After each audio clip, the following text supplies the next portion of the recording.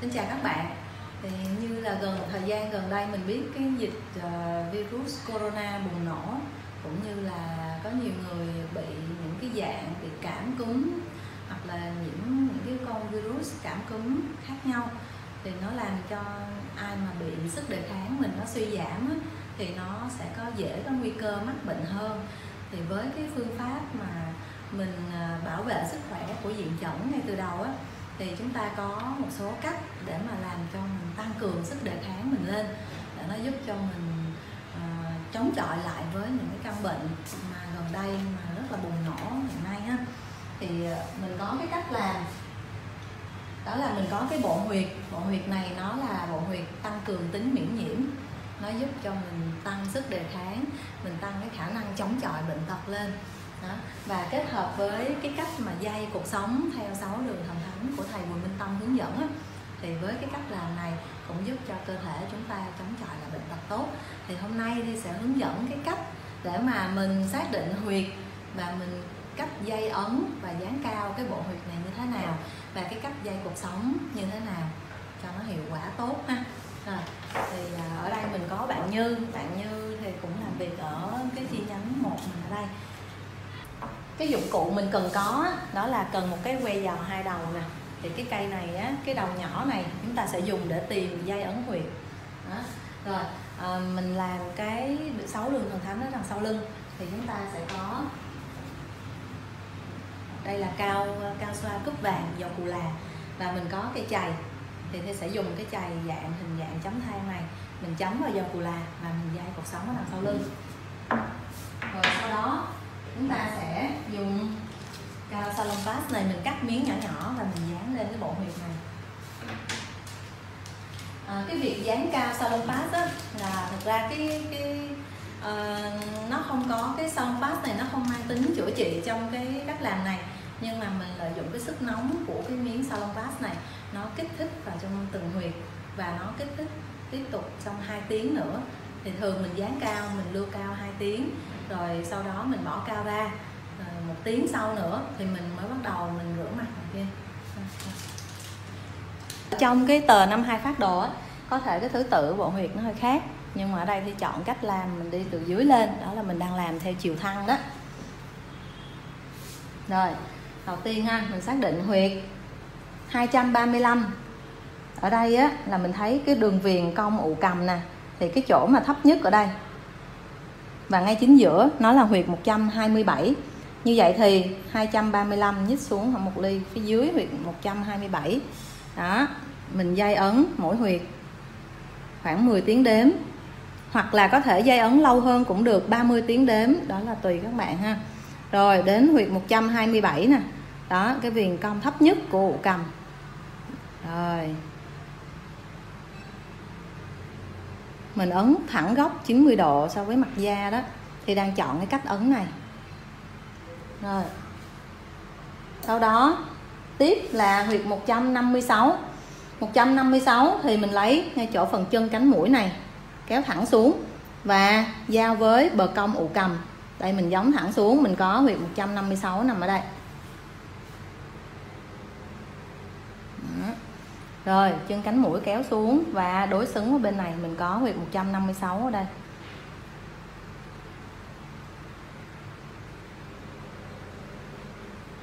Rồi sau đó đến huyệt số 6. Số 6 thì bờ dưới của môi dưới ngang với bờ dưới môi dưới kéo ra, ở giữa con ngươi này kéo xuống. Chúng ta tìm thấy được cái huyệt số 6 nằm ở đây.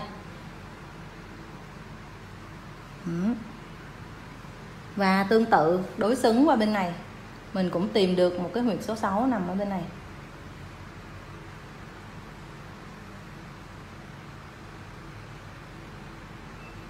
Rồi, bây giờ đến cái huyệt số 7. Huyệt số 7 thì ngay đường giữa nhân trung nè, kéo ngang ra, ở ngay mình canh ngay giữa nè, và ở giữa lỗ mũi kéo xuống, mình tìm được cái huyệt số 7 ở đây.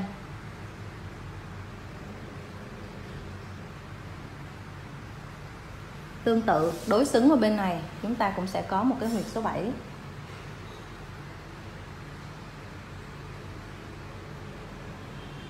Rồi đến huyệt số 35, nhích lên vẫn trên cái đường giữa lỗ mũi kéo xuống mình có huyệt số 35 ở đây.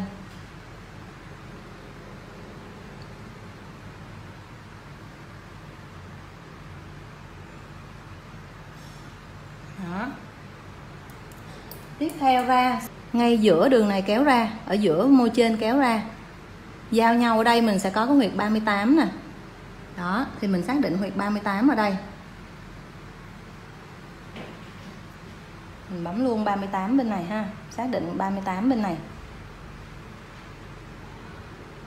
Rồi, bây giờ mình canh nè. Ở giữa chân cánh mũi này kéo xuống nè ha, thì mình sẽ tìm thấy được cái huyệt 113. Thì từ cái huyệt 113 này ở đây qua tới 38 này mình chia làm đôi ra, chúng ta sẽ tìm thấy được cái huyệt số 17 ở đây. Đó.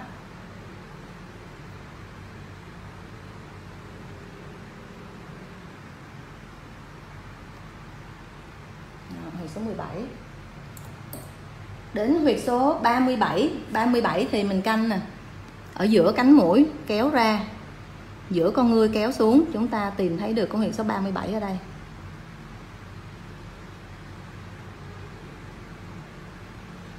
Rồi, huyệt số 50 tìm bằng cách gì?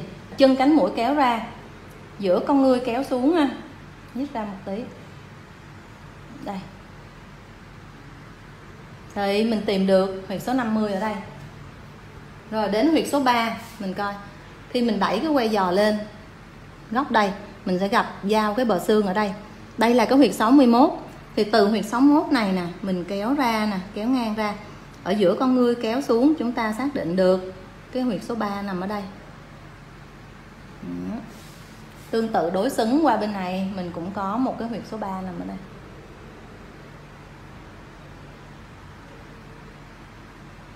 Rồi. Đến huyệt số 26 là giữa hai đầu chân mày. Chúng ta tìm được cái huyệt số 26 nằm ở đây.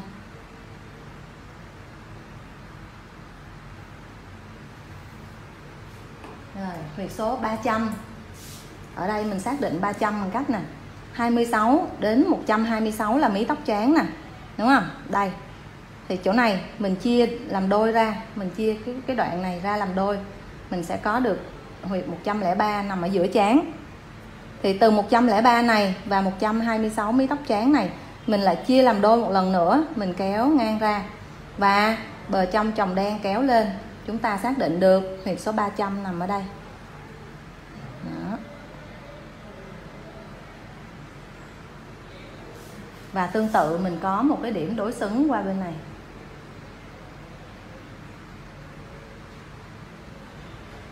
Đó. Rồi, huyệt số 0 thì chúng ta xác định bằng cách nè, khuyết bình tai đổ ra đụng với cái rãnh da mặt ở đây.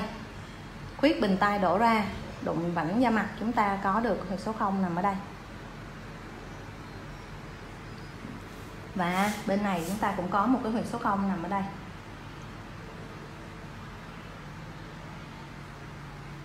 Rồi, thế thì đây là cái cách xác định và dây ấn cái bộ huyệt này. Rồi sau đó chúng ta dán cao lên. Ở đây cao salon pass á, mình có cái miếng nó như thế này. Mình dùng kéo. Các bạn tìm cái kéo nào nó bén bén một tí, bởi vì cái kéo mà nó không đủ bén, mình cắt cao này nó hay bị dính. Mình sẽ cắt ra từng dây nhỏ như thế này thôi. Bởi vì khi mình cắt to quá thì nó sẽ lan ra cái huyệt khác. Nên là mình cắt nhỏ thôi, rồi mình kéo ra ha. Mình lợi cái miếng đây, mình kéo ra. Mình lấy ra một đoạn ngắn như thế này và chúng ta cắt tới đâu liên mũi kéo đè lên tay tới đó ha. Đây là cái cách cắt của Thi.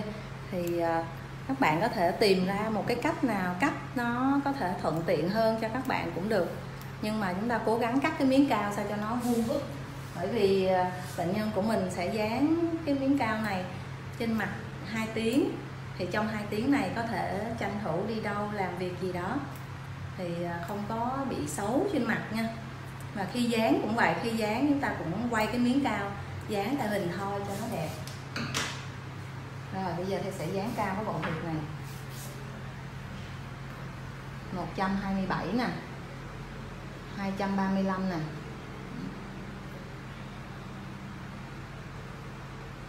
156 nè, huyệt số 6.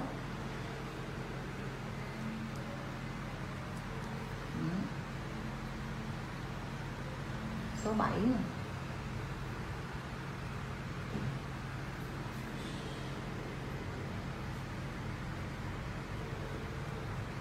số 35 nè, 17 nè,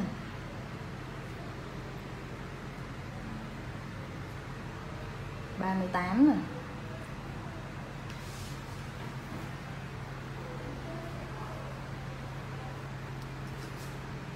số 37 nè, số 50 nè,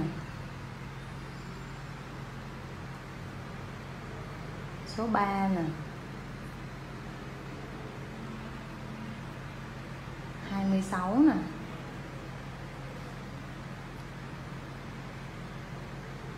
300 nè,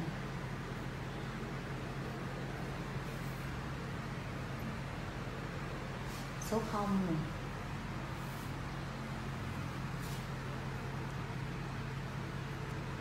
đó. Thì đây là cái bộ huyệt mà nó tăng cường tính miễn nhiễm. Thì ngay khi mà chúng ta có dấu hiệu mệt mỏi trong người ha, đau đầu nè, hắt hơi, người thấy không được khỏe, có thể là nó hâm hấp sốt, thì ngay khi mà có những cái dấu hiệu giống như vậy thì chúng ta có thể áp dụng dây ấm và dán cao cái bộ huyệt này, và đồng thời chúng ta sẽ dùng cái chày này chấm dầu cù là, chúng ta sẽ dây cột sống đằng sau. Ở đây thì sẽ dây cái phần cổ gáy của bạn, nó sẽ chấm dầu cù là và chỉ cắt dây, còn phần dưới thì sẽ dây ở ngoài áo nha. Còn tất nhiên chúng ta làm trên da thì sẽ tốt hơn, nhưng mà ở đây thì không tiện cho nên sẽ làm như vậy. Bây giờ mình nói đến 6 đường thần thánh ở đằng sau lưng. Đó. Cái đường thứ nhất là từ ở giữa cột sống nè, bắt đầu từ phần cổ gáy này nè, mình dây đi xuống trên đường xương sống luôn, trên đường xương sống xuống tới xương cùng. Cái đường thứ hai là bên cạnh cột sống, ôm lấy cái phần cột sống, mình đi tiếp cái đường thứ hai xuống dưới, xuống miết xuống dưới luôn, xuống dưới phần xương cùng phía dưới này. Rồi cái vùng thứ ba là chúng ta sẽ dây cái phần cổ gáy vai này, dây hết phần cổ gáy vai. Rồi đến cái miền thứ tư là mình coi là cái xương bả vai này nằm ở đây, đúng không? Cái xương bả vai nằm ở đây thì chúng ta sẽ làm theo hình chữ C là bờ trong của xương bả vai thôi, đi miết ra tới tận nếp nách như này, đó, đi theo đường chữ C như thế này, trong vùng xương bả vai, bờ trong xương bả vai.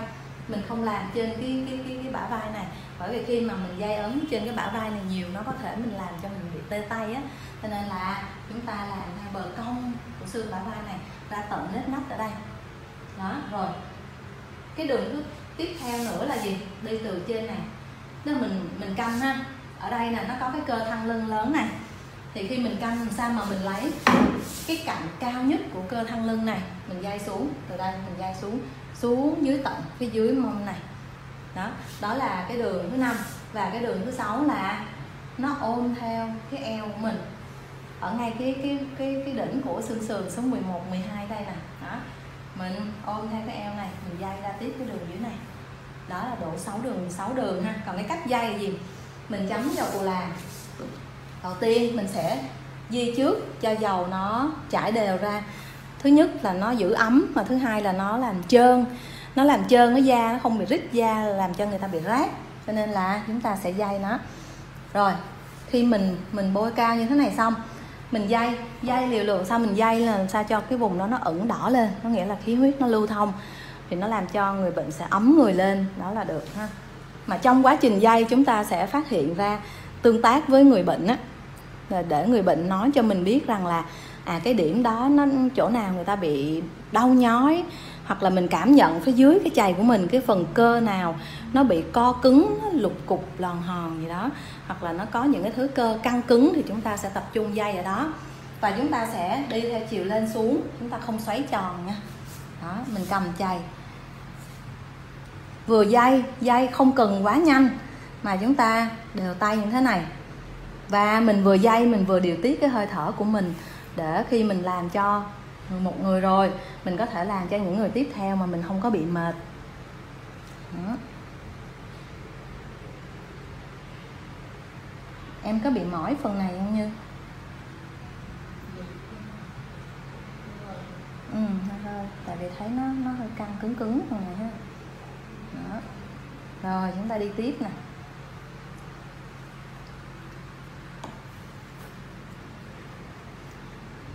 Ở nhà mình có thể cho người bệnh nằm sấp trên giường á, mình làm thì nó cũng dễ hơn.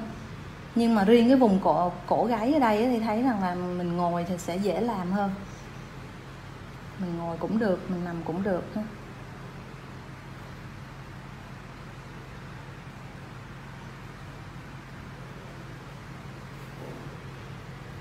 Đó, ở đây là cái vùng cổ gáy đây.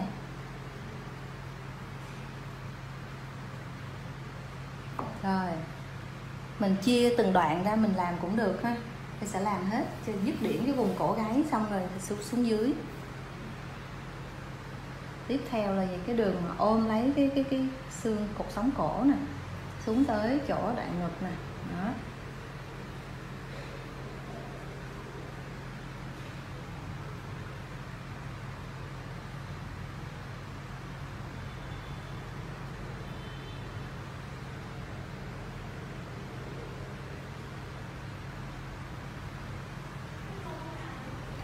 Rồi tiếp theo là cái đường bên cạnh, bên trái.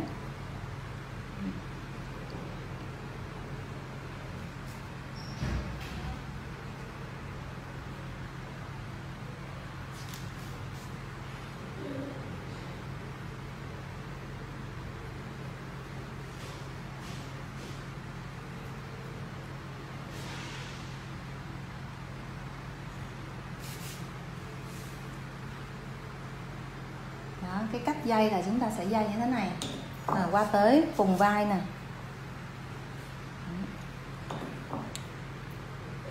Mình cũng đi từ vùng cổ nè, chia từng đoạn ra, đi lên đi xuống hai chiều chứ mình không có phết một chiều nha, lên xuống hai chiều đây.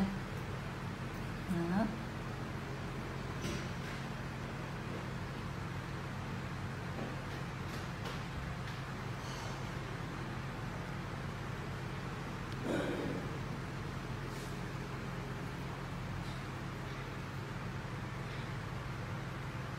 Em có mỏi vai chỗ này không?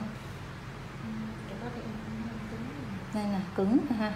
Thấy nè, nó lực sực cái chỗ này cứng nè.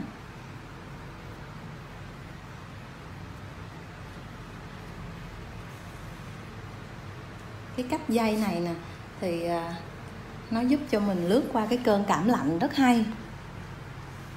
Nó điều chỉnh nhiều cơ quan trong cơ thể mình, nó điều chỉnh hoạt động các cơ quan, nó giúp cho cân bằng lại.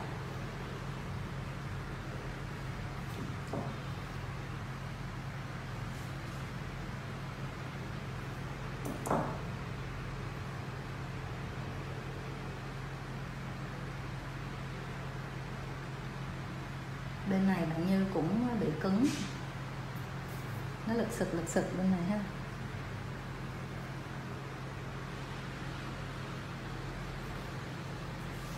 Đó, thì đây là cái vùng cổ gáy, chúng ta dây xong vùng cổ gáy ha.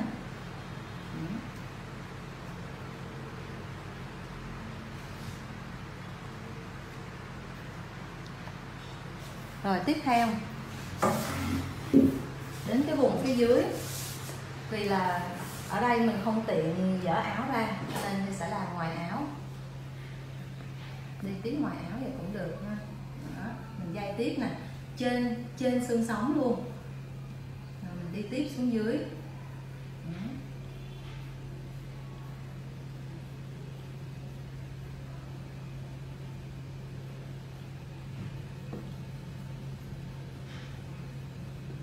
Mình đi tiếp xuống dưới.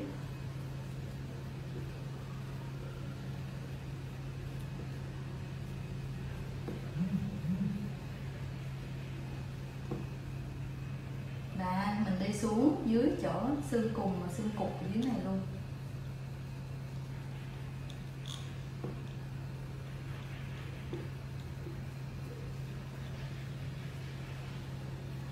Rồi, tiếp theo chúng ta đi cái đường ôm lấy cột sống. Ở đây là mình thấy cái đường cột sống của bạn đây. thì chúng ta sẽ làm cái cạnh ôm lấy đường cột sống hai bên này. Đây. Hơi xiên xiên cây chày á thì làm nó sẽ vô hơn.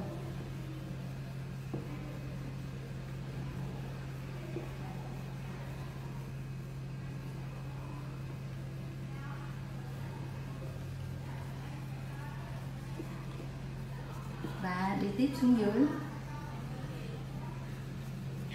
Rồi cái đường tiếp theo là bên cạnh bên này.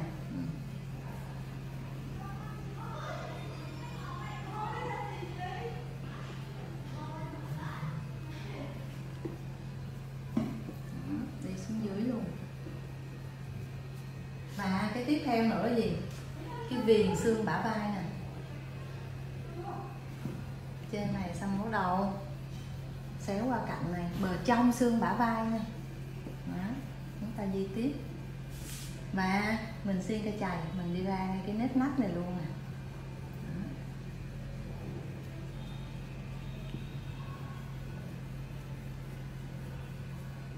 Rồi bên này là mình đi phía trên gờ xương nè. Mình không làm trên xương, làm trên xương đau lắm. Bờ trong xương bả vai.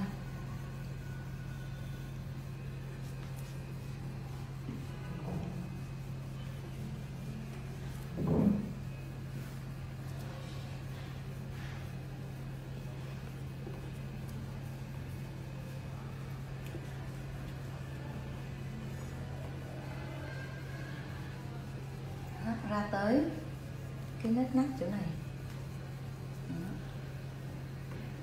Rồi cái đường tiếp theo là gì?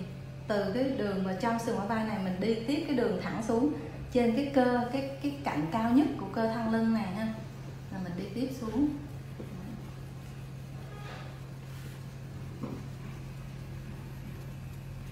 Ở cái cơ lưng đây nè.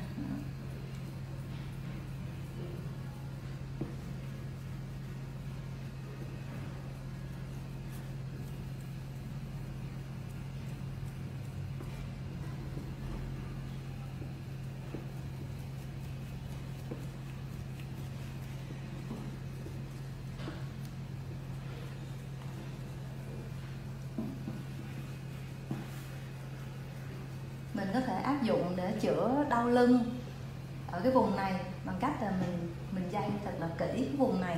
Mình thấy cái chỗ nào mà bệnh nhân nói đau thì mình sẽ tập trung mình day ở đó và mình hơi ở chỗ đó, kết hợp với cây lăn. Thì đây là cách chữa đau lưng rất tuyệt nha các bạn. Sẽ day kỹ luôn cái phần dưới này, phần thắt lưng dưới này. Đó. Rồi cái đường tiếp theo và cái đường cuối cùng đó là gì? Ở lẫn ngay chỗ cái phần eo mình đây nè. Đó. Mình sẽ đi một cái đường ngang lên như thế này.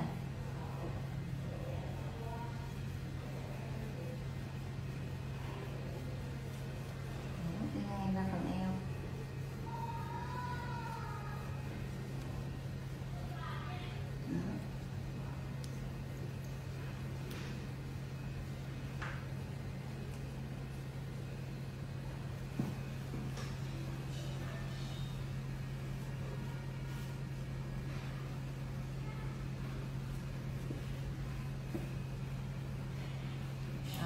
Thì đây là cái cách mà day 6 đường thần thánh ở đằng sau lưng.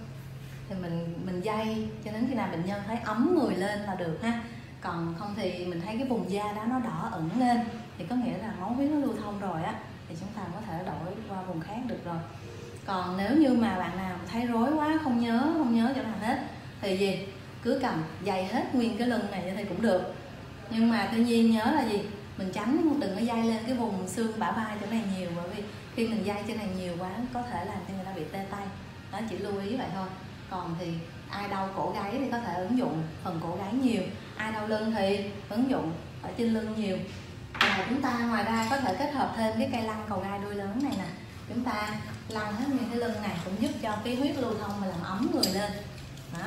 Ai bị đau lưng thì tập trung lăn ở lưng này nhiều cũng được.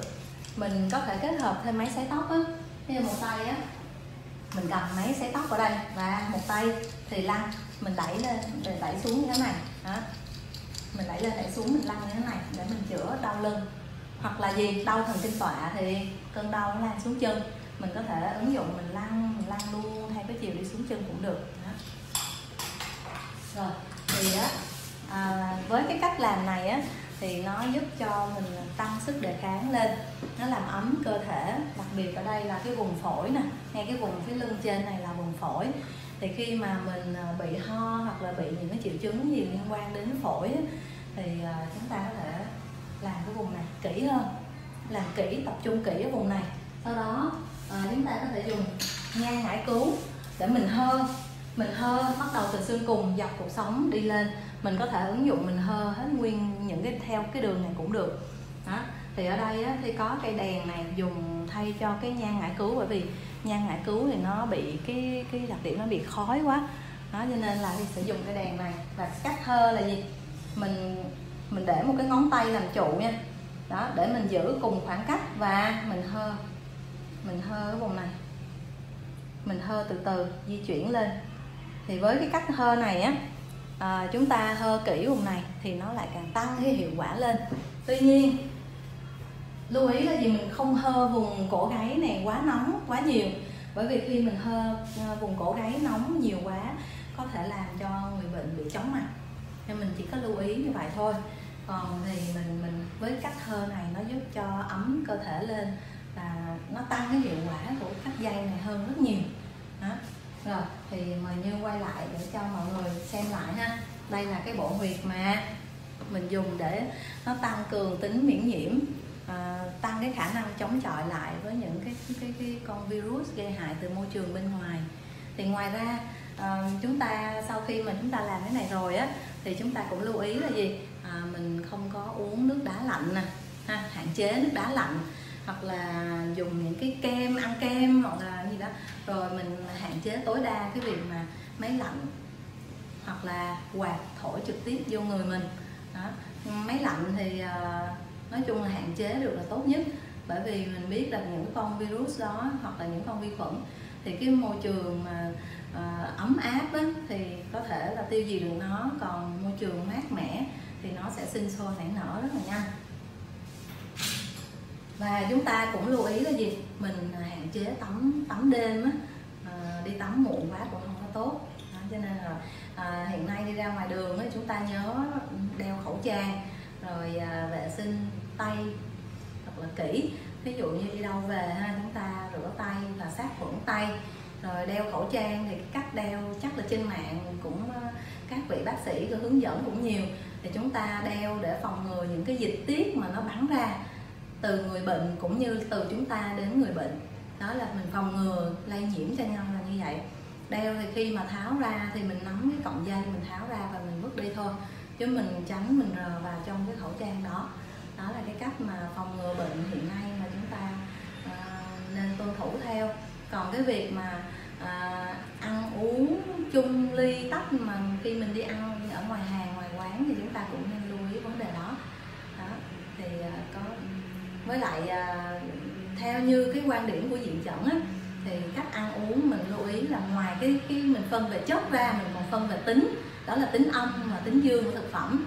Thì như thầy Châu có nói rằng là những cái con virus này nó thuộc âm, cho nên chúng ta phải tăng cường ăn thực phẩm dương, chứ chúng ta không nên nạp thêm thực phẩm âm. Ví dụ như là nước cam hoặc là nước chanh, thì ngoài cái tính là nó có chứa nhiều vitamin C mà chúng ta vẫn thường nói rằng là dùng để tăng sức đề kháng gì đó, nhưng bên cạnh đó nó còn có tính âm nữa, cho nên là mình không có uống quá nhiều nước cam, nước chanh trong thời điểm này, và cũng không có uống hàng ngày thì nó cũng bất lợi, không tốt cho sức khỏe của mình. Đó là mình có thể tham khảo thêm về những cái cách ăn uống sinh hoạt hợp với cái cách mà phân tích âm dương như vậy ở trong cái cuốn ẩm thực dưỡng sinh của thầy giáo sư tiến sĩ Bùi Quốc Châu. Xin cảm ơn các bạn.